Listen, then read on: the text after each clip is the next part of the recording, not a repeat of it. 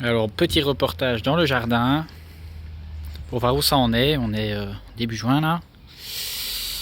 Donc il y a une tomate ici, à l'endroit des années précédentes, qui a bien tenu les attaques de limaces. Je pense que ça ira. Celle derrière, ça fait déjà 2 plants qui se font complètement dévorer, donc ça va être compliqué. Ici, on en a une qui n'est pas encore tout à fait finie, mais vu l'épaisseur de la tige, ça va pas être bon non plus. Donc on compte sur celle-ci pour alimenter ce parterre. Parce qu'il n'y a rien d'autre pour le moment. On finira peut-être par mettre autre chose, des carottes, des radis. On verra bien. Pour les bacs, tout va bien. Hein. Bac avec un mix de brocoli ici et roquette ici. Il y a un mélange dans le bac. Et ça grandit pas mal. Je sais pas du tout combien de temps ça met. Le deuxième bac, c'est exactement la même chose. Brocoli, roquette. Alors le parterre ici, où on a de part et d'autre de courges butternut et une fraîchement repiquée d'il y a 2 jours tomate qui était restée en pot et qui avait bien grandi dans son pot.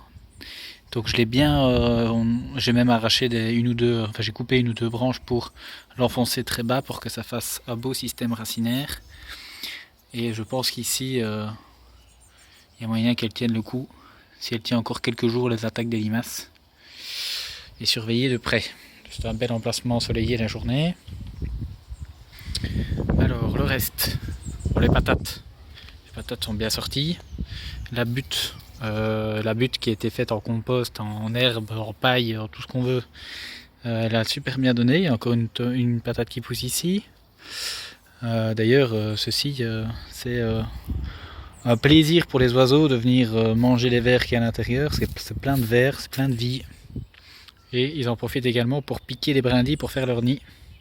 Il y a tout le temps des oiseaux dans cette butte. Alors tournesol, le plus grand des tournesols ici, qui fait une belle hauteur. Une belle hauteur, il va bientôt dépasser son tuteur. Et beaucoup de feuilles. Et il y a à l'opposé le même, mais un petit peu en retrait en termes de grandeur.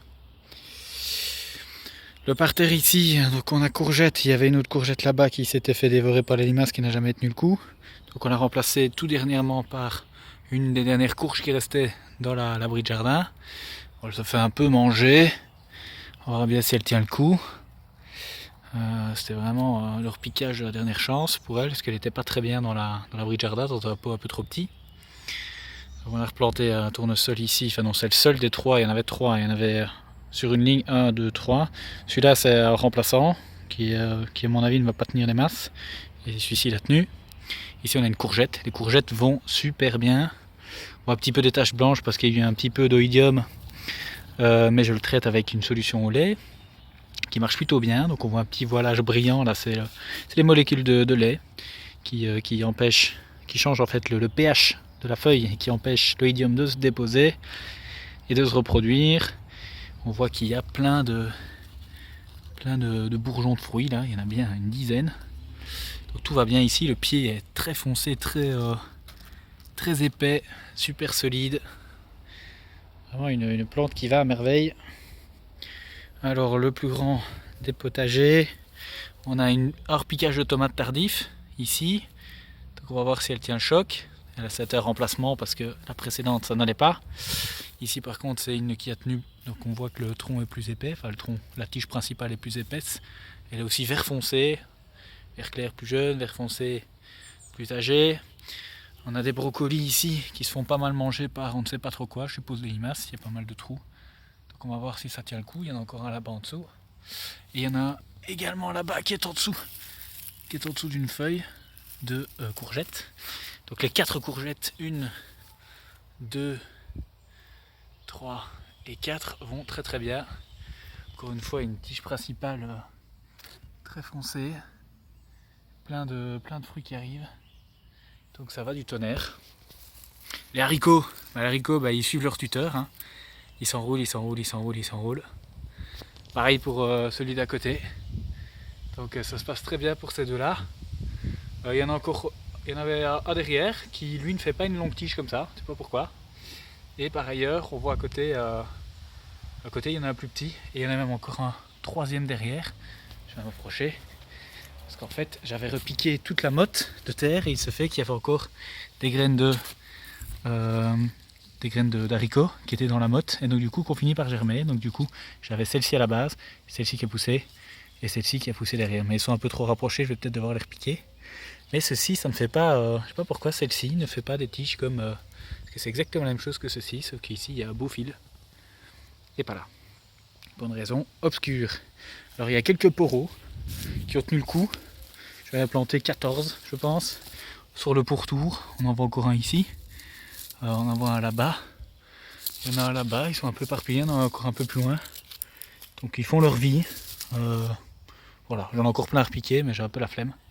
Parce que c'est un peu chiant à repiquer, c'est trop fin.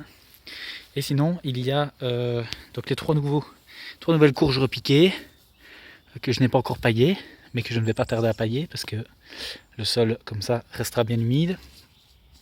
Donc aussi le tronc est déjà très foncé, elle est sortie très longtemps en pot, mais ils ont déjà fait des fleurs en pot, donc super bien. Donc, tout va bien ici. Ici c'est celle qui était dans un pot un peu trop petit, donc, du coup elle avait un peu souffert, mais j'ai bon espoir que ça reparte. Ça a l'air quand même de bien aller. Pareil celle-ci dans un pot un peu trop petit, un peu trop longtemps, mais je pense que ça va finir par aller. Et il y en a encore 5 ici. Je trouve un peu palote celle-ci par rapport aux autres. On voit le blanc ici, c'est du lait encore. On va voir si ça se passe. Le tronc a l'air bien foncé, bien implanté, c'est bien humide en dessous. Celle-ci aussi est un peu jaune. Les trois les plus à gauche sont les plus jaunes, je trouve. On verra bien pourquoi, mais il n'empêche qu'il y a tout plein de fleurs qui arrivent. On voit ici qu'il y a une limace qui est passée par là. Mais je pense que ça va aller, premier petit fruit. Je sais plus quelle courge j'ai mis où, donc ça va être la surprise.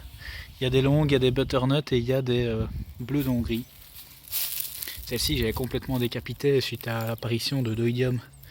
Bah, elle avance bien, plein de nouvelles feuilles, des fruits. Et celle-ci tout va bien aussi. Tout va bien.